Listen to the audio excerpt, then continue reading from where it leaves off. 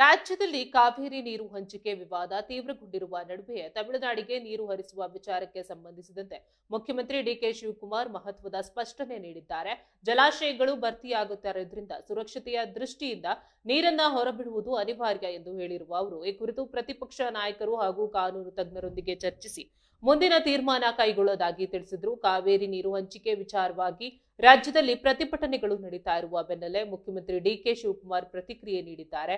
ನಾವು ತಮಿಳುನಾಡಿಗೆ ಪ್ರತ್ಯೇಕವಾಗಿ ನೀರು ಹರಿಸಿಲ್ಲ. ಜಲಾಶಯಗಳು ಸಂಪೂರ್ಣ ಭರ್ತಿಯಾಗುವ ಹಂತದಲ್ಲಿದ್ದು ಸುರಕ್ಷತೆಯ ಕಾರಣಕ್ಕಾಗಿ ಹೆಚ್ಚುವರಿ ನೀರನ್ನ ಹೊರಬಿಡುವುದು ಅನಿವಾರ್ಯವಾಗಿದೆ. ಜಲಾಶಯದ ಸಾಮರ್ಥ್ಯ ಮೀರಿ ನೀರು ಬಂದಾಗ ಅದನ್ನ ತಡೆದು ಹಿಡಿಯಲು ಸಾಧ್ಯವಿಲ್ಲ ಎಂದು ಅವರು ಹೇಳಿದ್ರು. ಸದ್ಯ ಕಾವೇರಿ ನದಿಯಲ್ಲಿ 36ರಿಂದ 39 ಸಾವಿರ ಕ್ಯೂಸೆಕ್ ನೀರು ಹರಿತಾ ಇದ್ದು ತಮಿಳುನಾಡು 3600 ಕ್ಯೂಸೆಕ್ ನೀರು ಬಿಡುಗಡೆ ಮಾಡುವಂತೆ ಬೇಡಿಕೆ ಇಟ್ಟಿದೆ.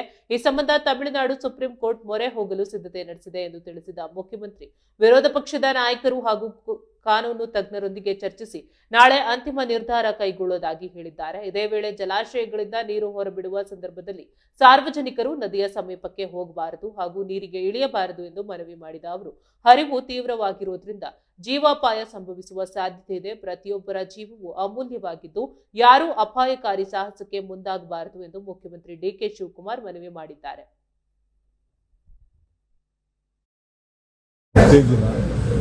ನಾವು ಯಾರು ಕೂಡ ಬರಲಿಕ್ಕೆ ಸಾಧ್ಯ ಇಲ್ಲ. ಇವೆಲ್ಲ ಇತಿಹಾಸ ಮತ್ತೊಂದು ಇತಿಹಾಸವನ್ನು ಸೃಷ್ಟಿಗೆ ಸಾಧ್ಯ ಇಲ್ಲ ಅಂತೇಳಿ ಬಾಬಾ ಸಾಹೇಬ್ ಅಂಬೇಡ್ಕರ್ ಕೂಡ ನಮ್ಮ ಮಾರ್ಗದರ್ಶನ ಕೊಟ್ಟಿದ್ದಾರೆ. ಇವೆಲ್ಲ ನಮ್ಮ ಇತಿಹಾಸದ ಒಂದು ನಗರ ಇದೆ. ಇಲ್ಲಿಂದ ನಾವು ಶಾಂತಿಯನ್ನು ನಾವು ಕಾಪಾಡಬೇಕು.